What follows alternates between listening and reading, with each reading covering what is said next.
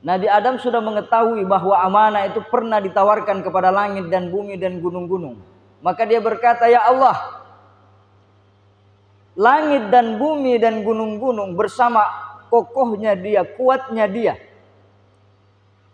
dia tidak mampu, dia tidak berani untuk memikul amanah itu. Bagaimana dengan diriku, kata Nabi Adam, saya ini kecil, tidak berdaya. Apa kata Allah? Wa qala Allah Ta'ala, alhamlu minka wal qudratu minni. Wahai Adam, tugasmu hanya memikul amanah itu. Masalah mampu atau tidaknya, kekuatan itu datang daripada kami. Kami yang membuatmu mampu, kami yang memberimu hidayah, kami yang memberimu kekuatan. Tugasmu hanya mengemban amanah itu saja. Fahamalah, maka Nabi Adam pun menerima amanah tersebut. Makanya di dalam melaksanakan ibadah, jangan Anda bertumpu dengan kemampuan Anda, kehebatan Anda, kekuatan Anda. Karena memang kita tidak berdaya. Langit saja tidak mampu. Gunung-gunung tidak mampu. Bagaimanalah kita manusia ini? Tapi kekuatan kita bisa salat, bisa beribadah, mendekatkan diri kita dengan berbagai macam ketaatan itu semata-mata karena hidayah dan pertolongan Allah. Insyaallah dalam khutbah kali ini yang ingin saya bahas yaitu tentang menjaga amanah Allah Subhanahu wa ta'ala. Dalam surah Al-Ahzab Allah menyatakan bahwa inna aradnal amanata 'alas samawati wal ardh. Sesungguhnya kami menawarkan amanah kepada langit dan bumi, wal jibali, gunung-gunung. Fa abaina ayyahmilnaha, mereka enggan, tidak mau menerima amanah itu. Wa hamalahal insan, dan manusia menerima amanah tersebut. Innahu kana zaluman jahula, dalam melaksanakan amanah itu kata Allah, sifat karakternya manusia, innahu, sesungguhnya dia, kana zaluman jahula, adalah dia makhluk yang zalim dan bodoh. Jemaah sekalian yang sama berbahagia, dalam tafsir dikatakan innahu lamma khalaqa hadhil ajrama khalaqa fiha fahman.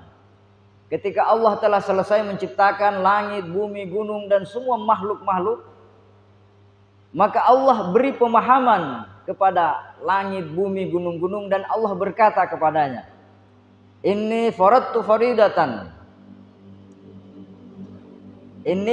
faridatan wa khalaqtu jannatan liman ata'ani wa naran liman aswani. Allah berkata, wahai langit, bumi, gunung, aku menciptakan suatu perintah. Orang yang mengerjakan perintah itu akan mendapatkan hadiah surga. Orang yang tidak mentaati perintah itu akan aku masukkan dia ke dalam neraka. Maukah engkau menerima hadiah surga itu? Tapi syaratnya engkau menunaikan amanah. Apa jawaban langit, bumi, dan gunung-gunung? Faqulna nahnu mushiratun ala ma khalaqtana. Kami tunduk dan patuh sesuai apa tujuannya kamu menciptakan kami. Kami la nabtaghi sawaban wala iqaban. Kami tidak mengharap balasan surga, dan kami juga tidak sanggup kalau harus menanggung azab neraka. Jamaah sekalian yang sama berbahagia, ketika amanah ini ditawarkan kepada Nabi Adam alaihissalam, lamma uridatil amanatu ala Adam alaihissalam qala ya Rabbi. Nabi Adam sudah mengetahui bahwa amanah itu pernah ditawarkan kepada langit dan bumi dan gunung-gunung. Maka dia berkata, ya Allah, langit dan bumi dan gunung-gunung bersama kokohnya dia, kuatnya dia, Dia tidak mampu, dia tidak berani untuk memikul amanah itu. Bagaimana dengan diriku, kata Nabi Adam, saya ini kecil, tidak berdaya. Apa kata Allah? Wa qala Allah Ta'ala, alhamlu minka wal qudratu minni. Wahai Adam, tugasmu hanya memikul amanah itu. Masalah mampu atau tidaknya, kekuatan itu datang daripada kami. Kami yang membuatmu mampu, kami yang memberimu hidayah, kami yang memberimu kekuatan. Tugasmu hanya mengemban amanah itu saja. Fahamalaha, maka Nabi Adam pun menerima amanah tersebut. Makanya di dalam melaksanakan ibadah, jangan Anda bertumpu dengan kemampuan Anda, kehebatan Anda, kekuatan Anda. Karena memang kita tidak berdaya. Langit saja tidak mampu. Gunung-gunung tidak mampu. Bagaimanalah kita manusia ini? Tapi kekuatan kita bisa salat, bisa beribadah, mendekatkan diri kita dengan berbagai macam ketaatan itu semata-mata karena hidayah dan pertolongan Allah. Itulah katanya la haula wala quwata illa billah. La haula, tidak ada keinginan untuk menyempurnakan pengabdian kita. Wala quwata, tidak ada kekuatan untuk menjauhi maksiat illa billah, kecuali bersama pertolongan dan kekuatan dari Allah Subhanahu wa taala. Itulah rahasianya kenapa manusia menerima amanah itu yang diterima oleh Nabi Adam alaihissalam. Tapi kata Allah, innahu kana zaluman jahula. Manusia ketika menerima amanah itu dia bodoh dan jahil. Dia bodoh dan zalim. Kenapa? Karena kita tahu bahwa kita punya kewajiban, kita punya tanggung jawab menunaikan amanah itu, tetapi kita lebih mementingkan kepentingan duniawi kita. Itu namanya zalim. Kenapa? Kita memahaminya, tetapi kita tidak mengerjakannya. Bagaimana penafsir menjelaskan apa yang disebut dengan amanah yang pernah ditawarkan kepada langit dan bumi? Sebagian penafsir mengatakan al-muradu biha al-amanatu, al-muradu bil amanati at-tauhid, yaitu mengesahkan Tuhan. Apa itu? Wahia kalimatus syahadah, yaitu kalimat la ilaha illallah Muhammadur Rasulullah. Riwayat dari Abdullah bin Umar, beliau berkata, kalimatul la ilaha illallah Muhammadur Rasulullah arba'ata wa asyruna harfa. Ketahuilah bahwa la ilaha illallah Muhammadur Rasulullah itu terdiri daripada 24 huruf. 24 hurufnya kalimat la ilaha illallah Muhammadur Rasulullah. Wal lailu wan naharu arba'a wa asyruna sa'atan. Sementara siang dan malam itu 24 jam. Fa idza qala al-'abdu hadhihi al-kalimati bil ikhlasi fi sa'atin khafifatin, jikalau seorang hamba mengucapkan kalimat ini dengan sempurna, dengan penuh penghayatan, sebentar saja la ilaha illallah Muhammadur Rasulullah, maka Allah akan menjawab, qad ghafartu laka dzunubaka shaghiraha wa kabiraha. Aku telah mengampuni dosamu, dosa yang besar, dosa yang kecil, yang nyata dan tersembunyi. Kenapa? Dengan berkahnya kemuliaan kalimat la ilaha illallah Muhammadur Rasulullah yang diucapkan dengan penuh penghayatan. Penafsir yang lain mengatakan, kenapa Nabi Adam alaihissalam mau menerima amanah yang ditolak oleh langit dan bumi? Apakah Nabi Adam merasa hebat? Tentu tidak. Penafsir mengatakan, wa hamalahal insanu li'annaha lam takun zakat lazzatal jannati wal insanu kad zakat lazzataha. Langit dan bumi ketika ditawari hadiahnya taat itu, hadiahnya melaksanakan amanah adalah surga. Langit dan bumi, gunung-gunung tidak tertarik.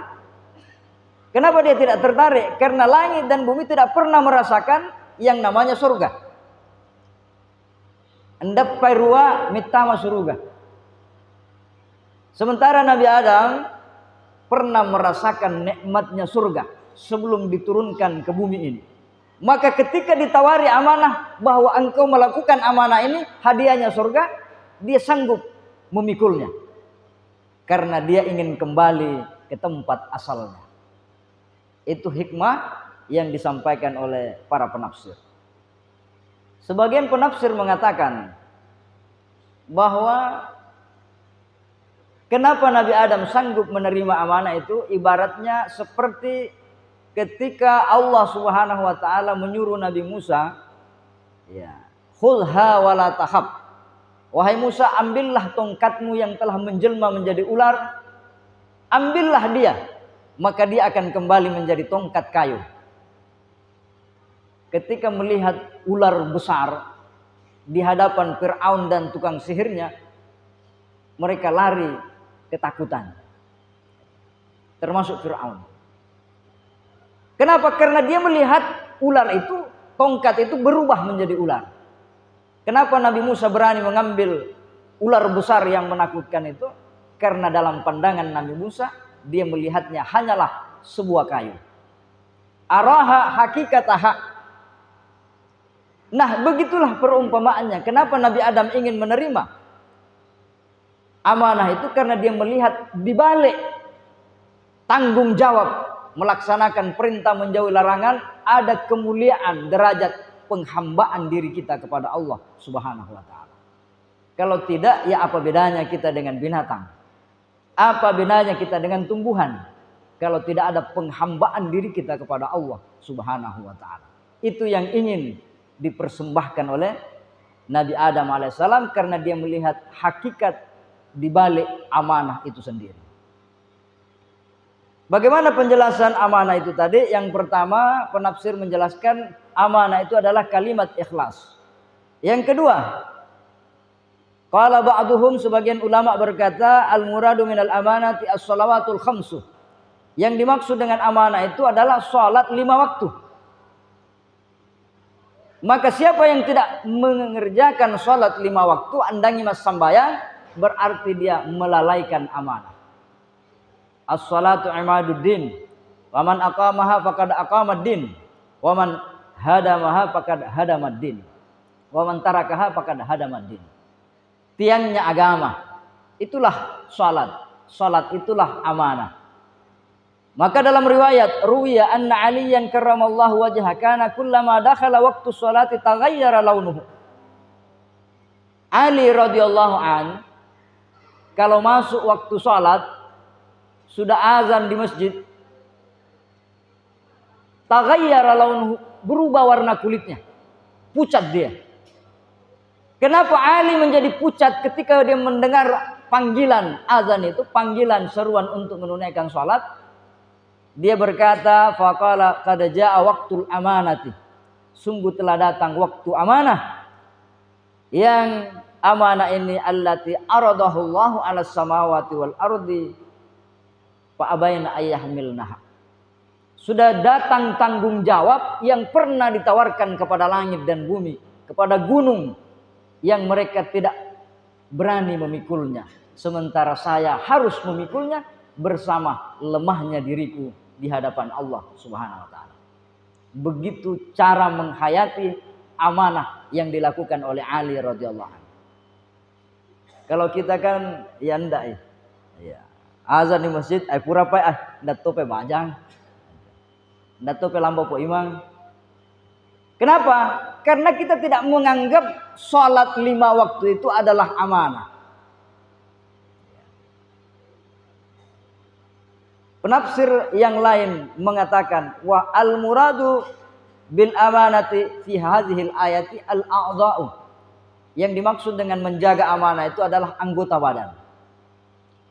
Kita dikasih al-ain, dikasih mata, dikasih telinga, dikasih lidah, dikasih tangan dan kaki. Anggota badan kita ini adalah amanah. Amanahnya apa? Gunakanlah dia untuk hal-hal baik.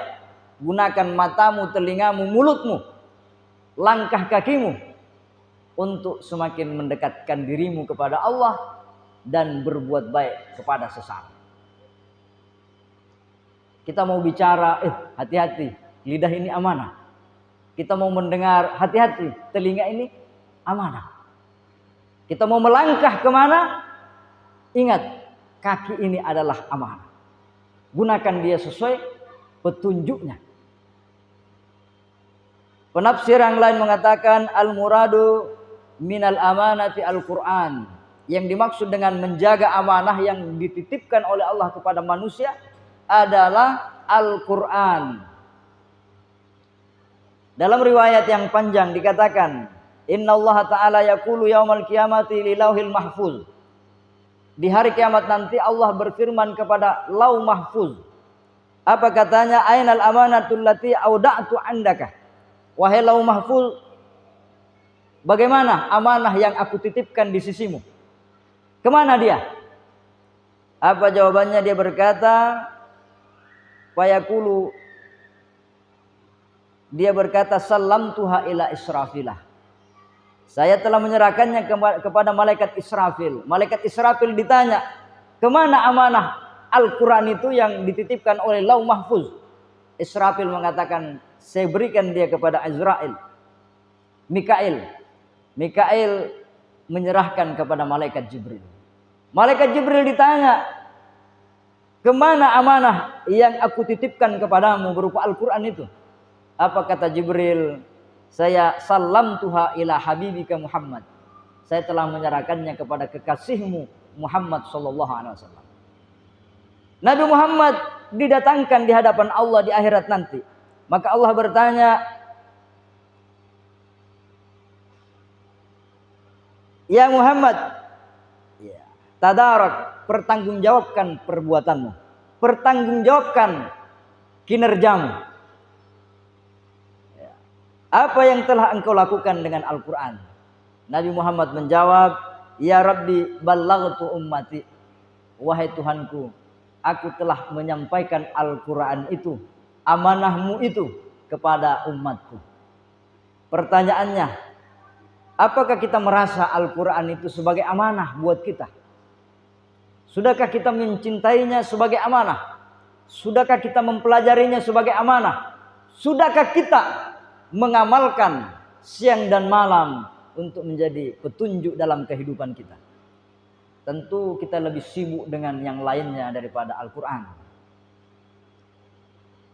Maka itu akan dipertanggungjawabkan di hadapan Allah Subhanahu wa taala. Kau apakan itu Al-Quran? Ruwa bandok mengaji, ruwa tu puang dipirang, waktu kecu. Setelah itu yanda meru puang apa ibu teh bacau. Bayangkan kalau kita ngomong seperti itu di hadapan Allah Subhanahu wa taala, apakah Allah tidak melemparkan kita ke dalam jurang neraka? Mau apa palaka waktu mutuo? Kau sibuk apa? Sibuk main game, sibuk main media sosial, sibuk sibuk-sibukna, dan jelas. Sebagian penafsir lagi menyatakan bahwa al-muradu bil amanati, yang dimaksud dengan amanah puasa. Sebagian lagi mengatakan az-zakat. Sebagian lagi mengatakan al-muradu bil amanah al-hajju, haji. Sebagian lagi mengatakan yang dimaksud dengan amanah itu semua amanah. Semua perintah yang terkandung dalam Islam itulah amanah. Apa kata Allah? Innallaha ya'murukum an tu'addul amanati ila ahliha. Itu yang selalu disampaikan dalam khutbah. Innallaha, sesungguhnya Allah, ya'murukum, menyuruh kalian, memerintahkan kepada kalian, an tu'addul amanati ila ahliha, tunaikan amanah itu kepada yang berhak kepadanya. Selalu diwasiatkan ini mulai dari zamannya Umar bin Abdul Aziz. Kenapa? Karena pada zaman itu umat Islam mulai kendor dalam melakukan perintah-perintah agama. Sudah sibuk dengan politik-politik. Pada zaman itu terjadilah pembunuhan Ali bin Abi Thalib, Utsman bin Affan. Islam terpecah menjadi kelompok-kelompok sibuk dengan politik-politik. Pada zaman itu jauh mereka daripada esensi menunaikan amanah. Maka selalu disampaikan dalam setiap khutbah, innallaha ya'murukum bil adli wal ihsan wa ita'idul qurba. Itu selalu disampaikan sampai sekarang. Supaya kita betul-betul memikirkan apa tujuan kita diciptakan oleh Allah. Tujuan kita adalah mengemban amanah sampai ke akhir hayat kita. Yang terakhir jamaah Jumat rahimakumullah, penafsir mengatakan yang dimaksud dengan amanah adalah tanggung jawab kita kepada anak. Apa kata Allah? Muru sabiyakum bis shalah. Perintahkan kepada anak kalian untuk mengerjakan salat. Iza balaga sab'a sinina. Kalau telah sampai usianya 7 tahun. Wadribuhum alaiha. Cambuk dia, hukum dia. Kalau dia sudah sampai 10 tahun dan dia belum mengerjakan sholat. 7 tahun diajak ke masjid, diajak sembahyang kalau sembahyang di rumah. Kalau 10 tahun, ndak mau sembahyang, tarik telingamu itu pikir sembahyang, ditegasi. Apa mu kayyam ni di atas 10 tahun ya ndak mau malah mu pelu, ndak mau malah mu panlu. Kenapa? Dia sudah keras seperti kayu, tidak bisa lagi dibengkokkan. Makanya dari 7 tahun ditekan anak-anak, 10 tahun dikasih hukuman, dikasih sanksi kalau dia belum mau menunaikan sholat 5 waktu. Kenapa? Ini adalah amanah yang diberikan oleh Allah kepada kita. Barakallahu li wa lakum fil Qur'anil azim wa nafa'ni wa iyyakum bima fihi minal ayati wa dzikril hakim. Aqulu qouli hadza wa astaghfiruh. Innahu huwal ghafurur rahim.